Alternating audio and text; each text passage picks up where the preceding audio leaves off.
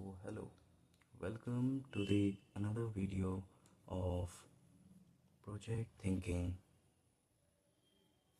by Rhythm. Basically आज की video का टॉपिक हमारा होने वाला है दी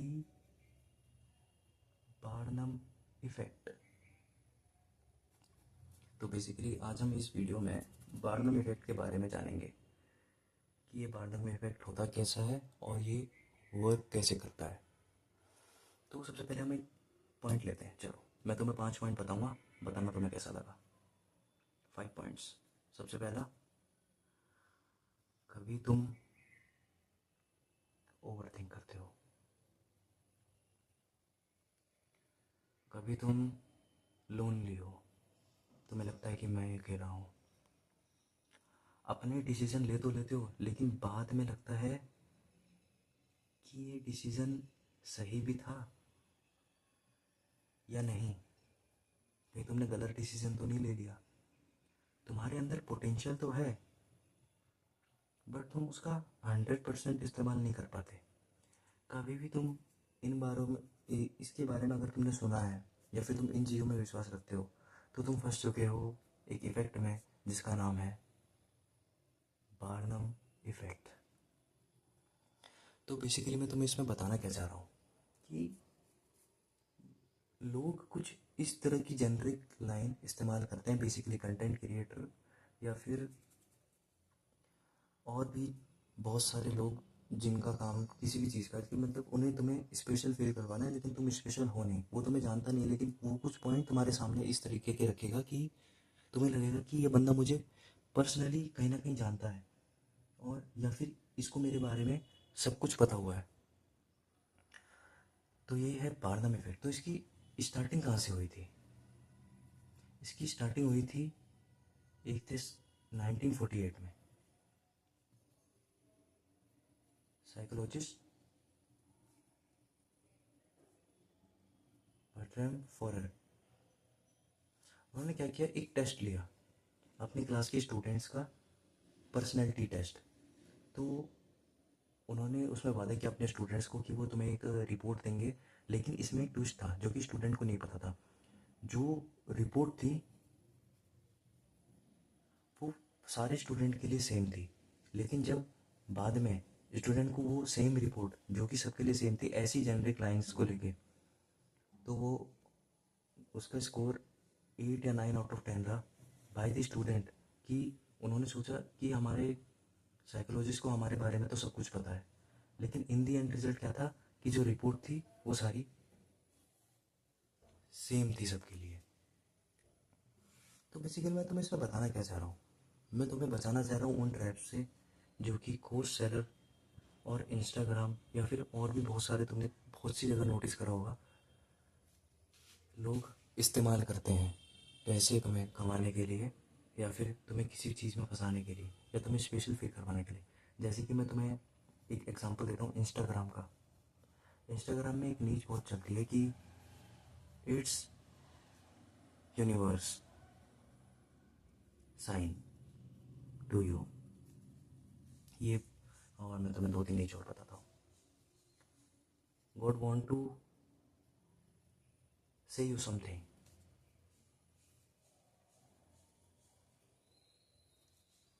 third, it's not a coincidence, it's not a coincidence.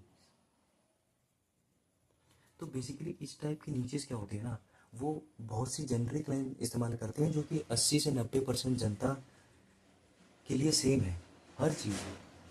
ऐसी लाइंस कि मतलब जो सामने वाला है ना उसको लगेगा ये तो मेरे बारे में जानता है और ये मेरे टाइप का बंदा है, इसे मतलब समझ आता है कि मैं किस तरीके से सोचता हूँ और मेरी अभी करंट कंडीशन क्या है।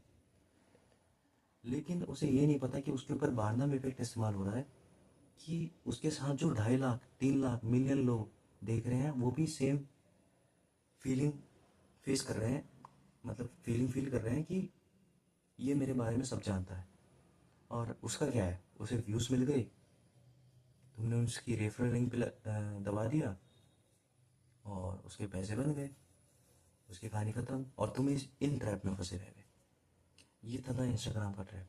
मैं ये नहीं कह रहा कि ये 100% झूठ है। कई बार ये रील्स काम भी आती हैं कि मान लो तुम्हारा कोई स्किल वगैरह तुम सीख रहे हो और उसमें कोई बेटर प्लेलिस्ट या ये सब रेकमेंड कर रखा है तो काम आता है। मैं इसको पूरी तरीके से गलत नहीं कर रहा, लेकिन 90% टाइम ये गलत चीज़ों के लिए इस्तेमाल होता है कि मतलब खेला जाता है तुम्हारी फीलिंग्स के साथ। एग्जाम्पल नंबर 2 है कोर्स सेलर्स। इनकी तो मैं बात ही क्या कहूँ। हाँ, कोर्स सेलर हर प्रकार के बेकार नहीं होते हैं, मतलब कि अगर तुम्हें उसमें कोई स्किल या वैल्यू मिल रही है तो हाँ, तो हर कोर्स खरीदना जायज़ है बिल्कुल। लेकिन फालतू के कोर्सेज, फालतू की चीज़ें बेचना, जो कि ऐसी चीज़ें बेचना जो कि यूट्यूब या वगैरह पे फ्री में वो है, तो ये नुकसान का सौदा होता है। वो कोर्स सेलर तुम्हें बोलेगा you are the one who is gonna change your family condition, और you are in top 1%। Third, तुम ही हो जो अपने परिवार की परिस्थिति बदलोगे, या फिर तुम में पोटेंशियल है, you have the potential but you are not using in a right way, या फिर इज इट वर्थ। मतलब कि वो तुम्हारे इनसिक्योरिटीज़ पे हमला करेंगे अपना कोर्स बेचने के लिए, या फिर तुम्हें इस तरीके का फील कराएंगे कि तुम उनके लिए स्पेशल हो, लेकिन इन द रियलिटी उनका वास्ता सिर्फ तुमसे उनका कोर्स खरीदवाना है, बस खत्म। उसके बाद कोई वास्ता नहीं है ना उनका ना तुम्हारा। उसके पैसे आ गए, तुमने कोर्स मिल गया, खत्म कहानी। वो उन 1000 लोगों के लिए सेम चीज़ बना रहा है जिससे तुम रिलेट कर पाओ, खत्म कहानी। तभी तो मैं ये बोल रहा हूँ कि अगर वो कोई स्किल है कि जो 1000 लोग सीख रहे हैं, 2000 लोग सीख रहे हैं, या फिर कुछ ऐसी वैल्यूएबल चीज़ें तो तुम्हारे जीवन में काम आएंगी, तब तुम खरीदो किसी कोर्स को। ये नहीं कि सब जो कि यूट्यूब है उसी का बना बनाया ज्ञान ला के तुम्हारे सामने रख दिया और उस पर एक प्राइस का टैग लगा दिया और तुम्हें प्रीमियम फील करवाया। तो एक बार इन चीज़ों के बारे में ज़रूर सोचना। तो अगर तुम्हारे साथ ये सब चीज़ों में से कुछ भी हो रखा है ना, तो वो है दी बारनम इफेक्ट। और इसलिए मैंने ये वीडियो बनाई कि तुम समझ सको कि बेसिकली हो क्या रहा है असलियत में। अब मैं तुम्हें बताता हूँ इसके सॉल्यूशंस क्या क्या हो सकते हैं। बेसिकली मैं तुम्हें बताऊंगा इसके सॉल्यूशंस के बारे में। मैं 3 पॉइंट में इसके सॉल्यूशन रखना चाहूँगा। सबसे पहले है पर्सनैलिटी किलिंग।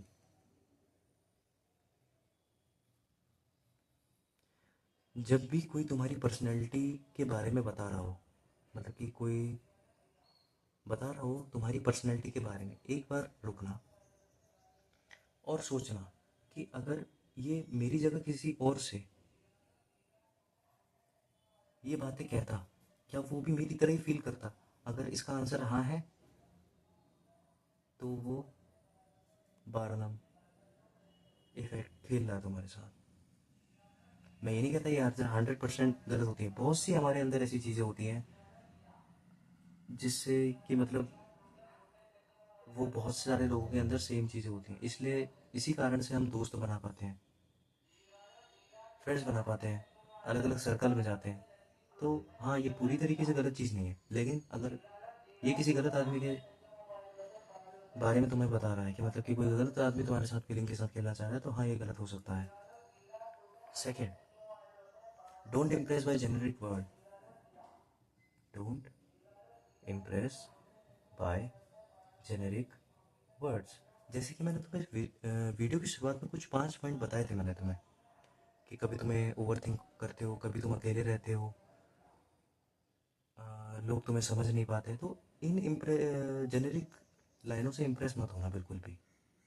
क्योंकि मैं ये लाइन भले ही तुम्हें बोलूँ या कहीं तुमसे 100 मील दूर किसी और इंसान को बोलूँ, तो तुम दोनों एक ही फील करने वाले हो कि हाँ, ये तो सही बोल रहा है, ये वही है। ये था दूसरा पॉइंट कि जेनरिक लाइन से इम्प्रेस मत होना। सोचना इस बारे में, अगर ये किसी और को ये चीज़ बोलता था कि वो भी सेम फील करता, अगर करता तो वो है दीवाना इफेक्ट। एक्शन से जज करो, ना कि वर्ड से। इन दी एंड तुम्हारे एक्शन ही तुम्हें गोल तक पहुंचाने वाले हैं, ना कि किसी और के बहलाए फुसलाए शब्द। वो बस अपने बेनिफिट के लिए तुम्हें ये सब बोल रहा है। हाँ, जनरली कुछ लोग अच्छे होते हैं जो बोलते हैं कि जो सही में मोटिवेट करने के लिए या फिर तुम्हें अपने काम में लगे रहने के लिए बोलते हैं, लेकिन मोस्ट ऑफ द टाइम वो अपना फ़ायदा निकलवाने के लिए तुमसे चीज़ें ये बोलेंगे, तुम्हें बारदाम इफेक्ट में फंसाएंगे। तुम खुद सोचा ना, तुम्हें तुमसे बेहतर और कोई नहीं जानता। अगर तुमने खुद ने आँख में पट्टी पहन ली और बोला कि हाँ ये तो मेरे बारे में सब जानता है, तो वहीं से बात खत्म हो जाती है, तुम उस चीज़ की तरफ खींचे चले जाओगे। तो यही थे 3 सॉल्यूशंस।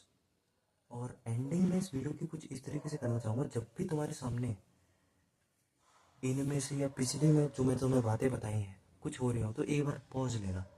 सबसे मेन काम है पॉज का। अगर तुम फ्लो में बह गए उसके साथ, तो फिर तुम्हें नहीं बचा सकता कोई उसकी बातों में आने से।